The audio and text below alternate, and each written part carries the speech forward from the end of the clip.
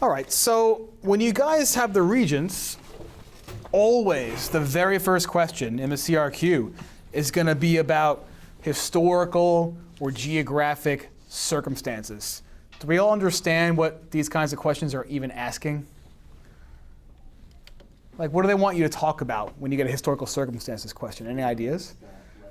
The things that led up to it, right? The things that led to what is being shown in the document, right? And make some kind of connection between them.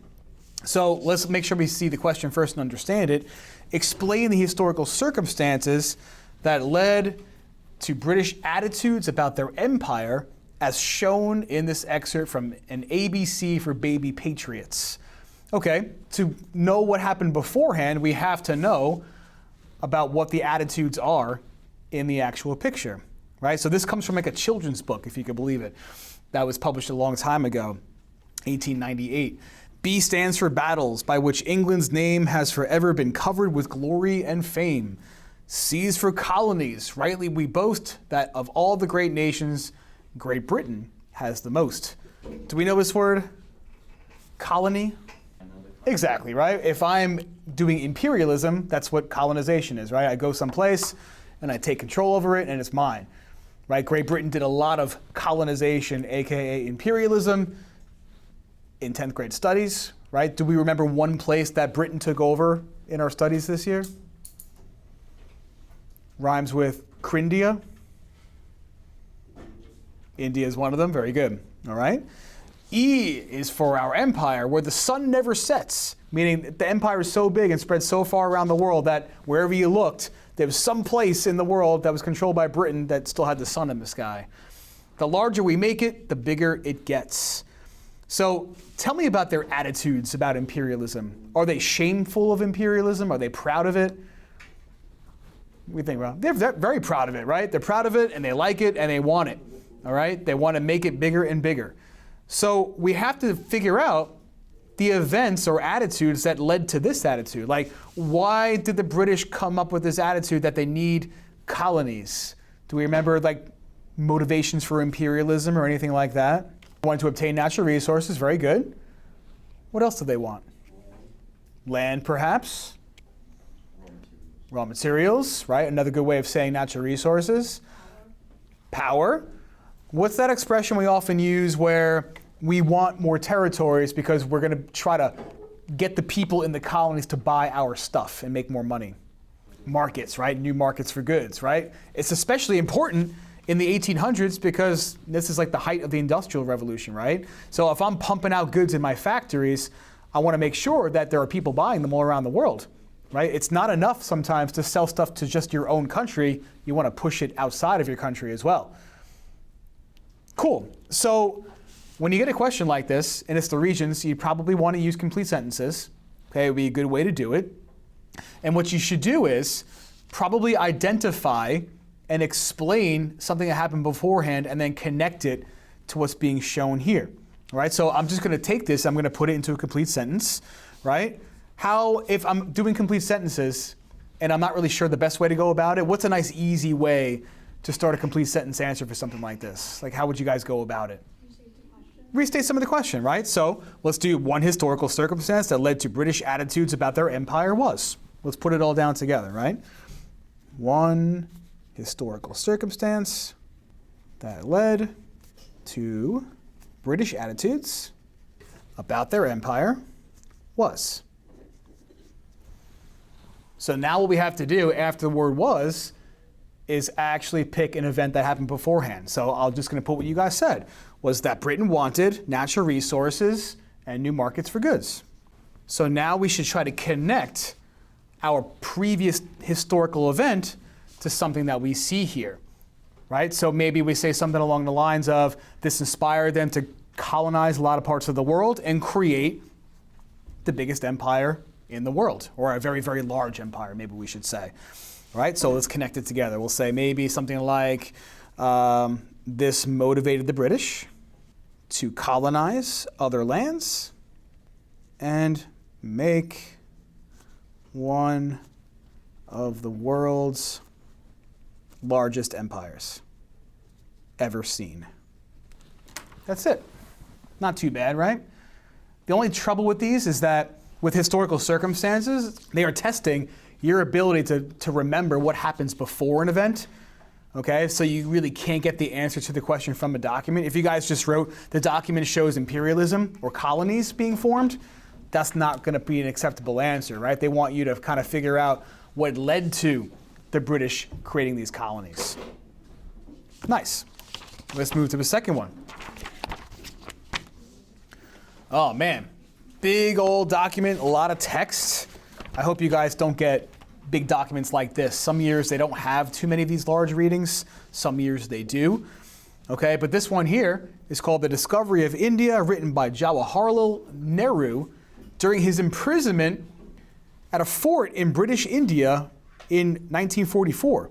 He was a leader in the Indian National Congress. Okay, the Indian National Congress, if you don't remember, was the group that Gandhi was a big figure in, and him and this Nehru guy fought together to get the British out of India. Do you guys remember, just from yesterday, reviewing it again, something that Gandhi did or strategy that Gandhi used to get the British out? Peaceful protest, right? Do you guys remember like a synonym for that? Like another way we could describe peaceful protest? Nonviolent, right? Civil disobedience. Very good. So let's skip to the question before we read. Identify his point of view concerning British colonialism in India. Tell me what point of view means. What are they asking you here? So point of view, guys, is how a person feels about something, right? Your position. It's not just, oh, I like it, I don't like it. It's like, I think about the issues in our world and the positions that various people take on them, right? A Democrat might have a position about gun control. A Republican might have a position about gun control. It's usually more than, I don't like guns or I like guns, right? It's a little more detailed than that. So we could probably predict, knowing our history, if it's an Indian person living under British control, is this guy going to say nice things about the British or not? Probably some not nice things, right? So let's try to find one of those not nice things, because we can't just say he didn't like Britain. That's not going to get you credit on the Regents. So it's a huge document, but sometimes when they give you these big ones, they'll give you a whole bunch of things you can use for your answer early on. So because they know, like, by the time the kids get to the end of this thing, they're going to be like fatigued and get a little overwhelmed. So we could find plenty of answers to this question early in the document. The chief business of the East India Company in its early period, the very object for which it was started, was to carry Indian manufactured goods, textiles, etc., as well as spices and the like, from East to Europe, where there was a great demand for these articles. Key words: textiles. What are textiles? Yeah, anything that's stitched together, clothing-wise, right? It could be towels, napkins, clothing. So what they're saying, what Nehru is saying, is that in the beginning, there was this thing called the East India Company. This is a corporation, joint stock company thing. And all they did was carry products from India back to Europe, and when they sold them, they made money. So they sold things like textiles back to England. They sold Indian spices in England. That's a good thing for India, right? Because now there's going to be people coming to your country, taking your stuff, buying your stuff and selling it, right? So you're going to have more sales potential here. But then, as you'll see in the rest of his document, he's going to start saying things will start to change. With the developments in industrial techniques in England, we'll talk about that, a new class of industrial capitalists rose there, demanding a change in this policy. If you see industrial techniques, what period of history is probably being referred to here? Industrial Revolution, right?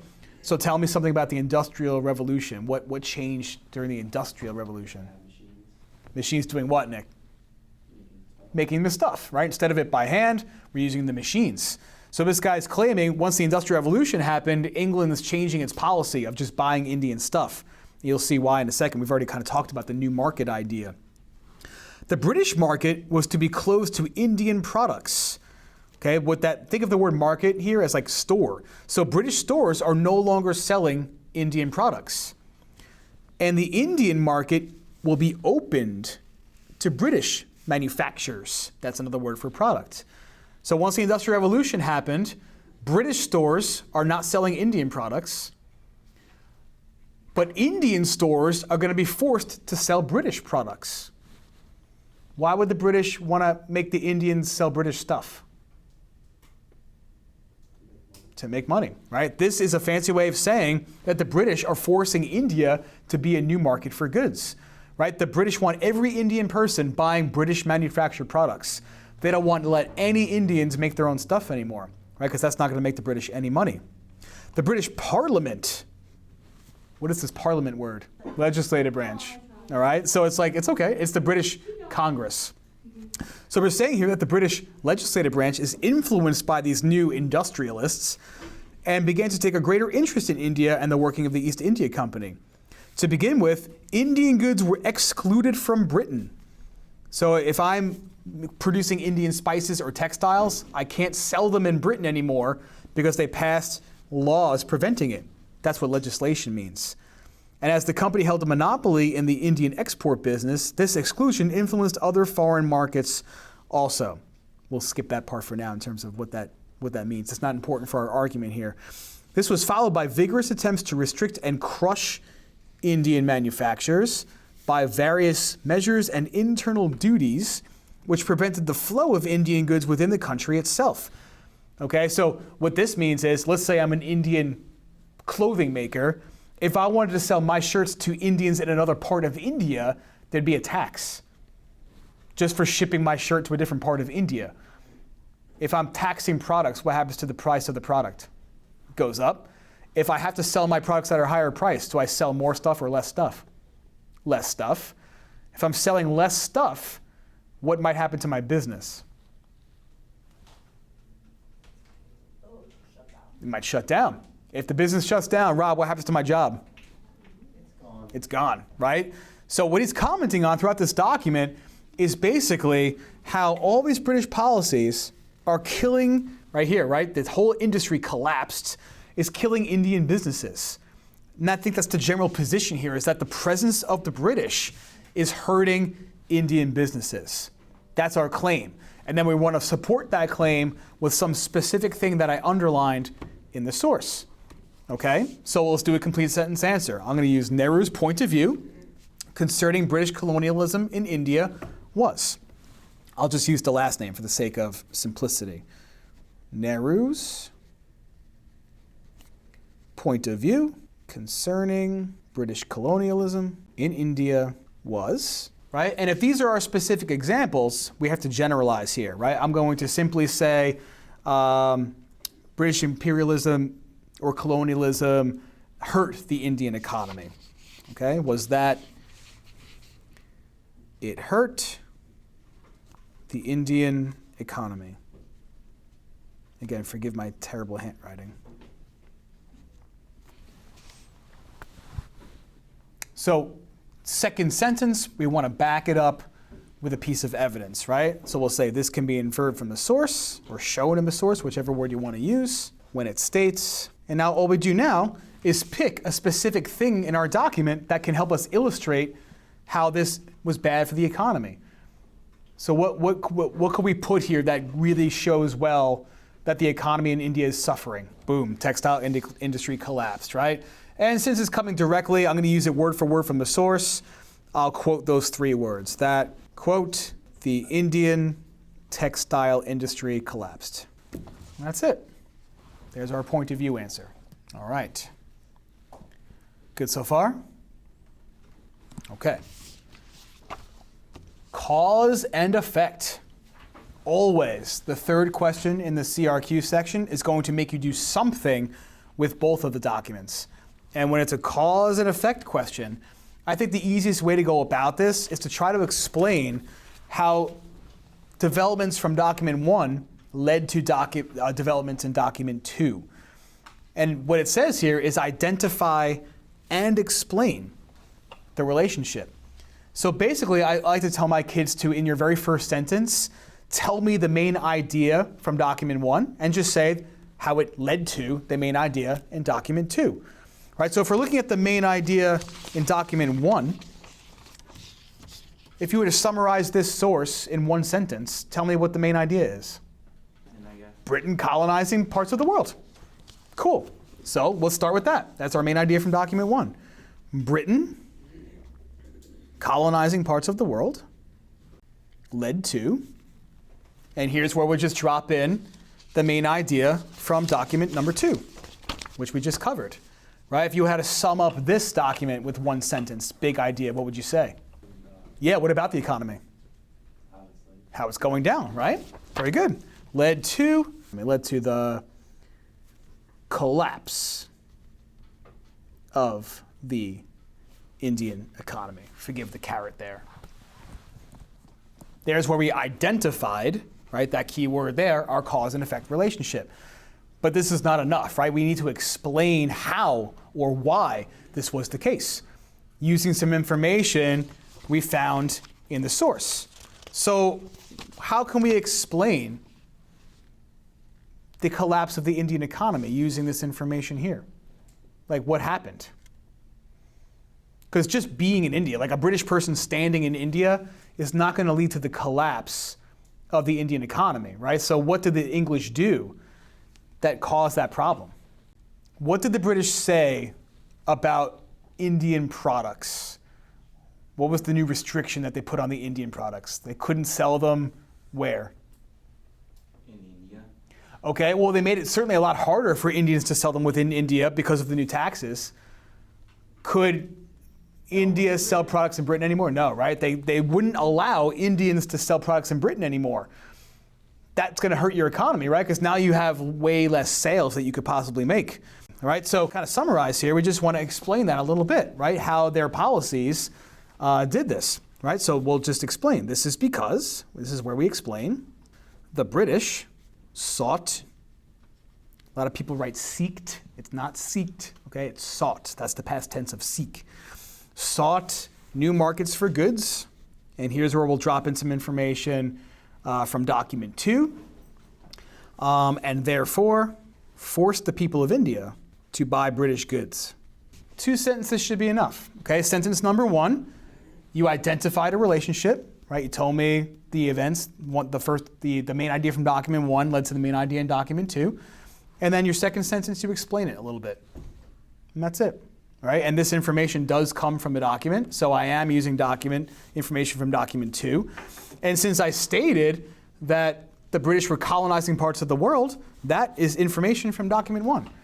So we kind of covered all our bases here. That's not too bad, right? Good.